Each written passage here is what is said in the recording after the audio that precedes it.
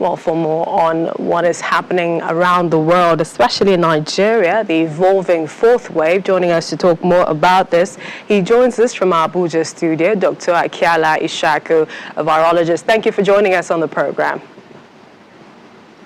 Thank you, Melissa, for having me. First, I'd like to get your view on the Lagos state government, which is concerned about the rising cases and says that it started prosecuting inbound international passengers who failed to submit themselves for day 2 and day 7 PCR tests, as mandated by the guidelines. Do you think that that measure will deter a full-blown fourth wave? Melissa said we are already in our fourth wave. Epidemiologically, this is exactly 1 year today that Nigeria was officially declared the COVID-19 pandemic second wave.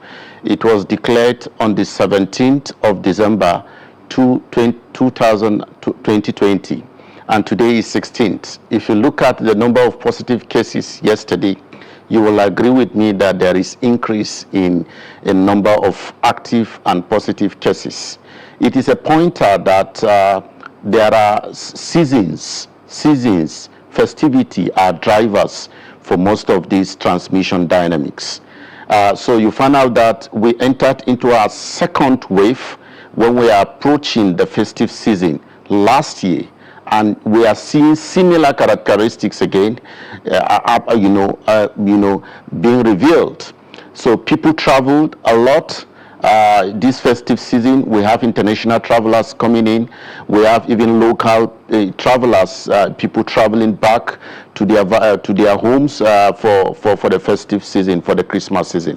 What we shall be expecting in few days to come is a full-blown increase in the number of cases. This is because a lot of people still don't adhere to the non-pharmaceutical measures. So I agree with the Lagos state government. It is quite key. One of the things that we have not yet achieved, we have a poor enforcement of inbound travelers.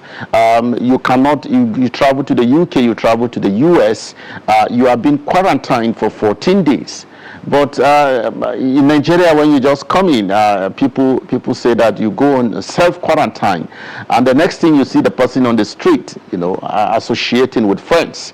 So we must look for a way around getting enforcement to be, if you go to Rwanda, you will be tested not on the second day or not on the 7th day.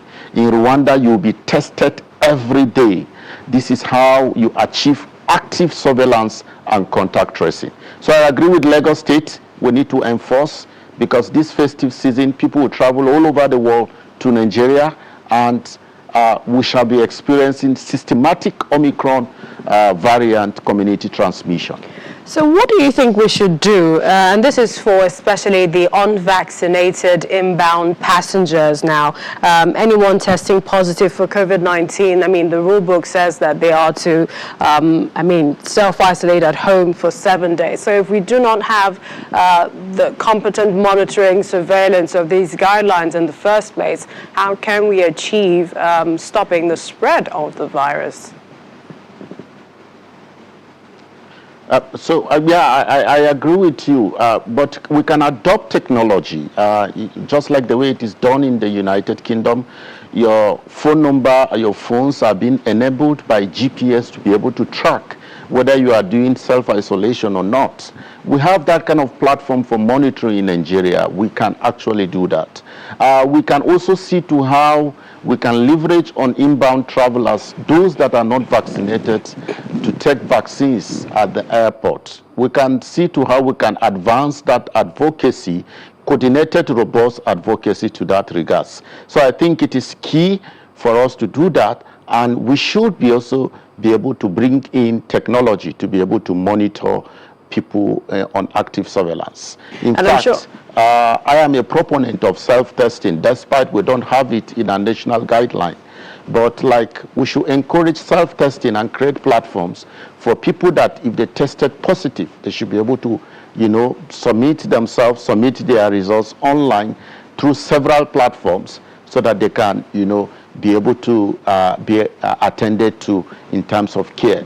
So I think it is quite key that a lot of inbound travelers need to take vaccines at the port, at the airport. It's also, you know, down to a lot of taking personal responsibility, really, to fight the virus. Perhaps I should ask this, now we mentioned vaccination. States appear to have different levels of completion, and this is, you know, in their quest for mass vaccination. What do you think is happening? And this is at the state level.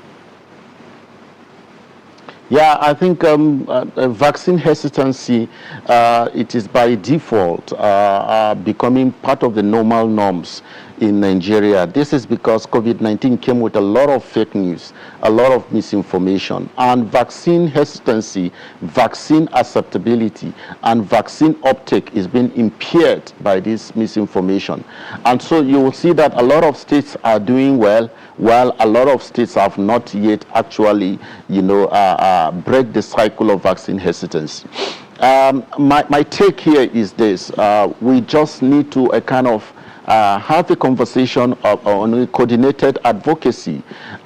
We should find a way, you know, to tinker with why are states not performing well when it comes to the issue of vaccination for COVID-19.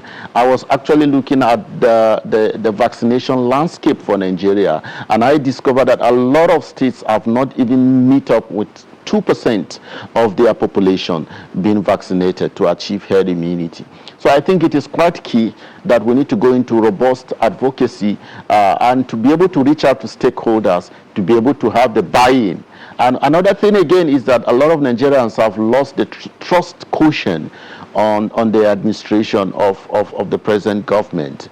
And so those trusts need to be, you know, rekindled, and then we do a lot of mass advocacy. That will go a long way for states that are far left behind. All right. We always appreciate your time on the program. Many thanks, Dr. Akiala Ishaku, virologist. Thank you for joining us on the program. Thank you for having me.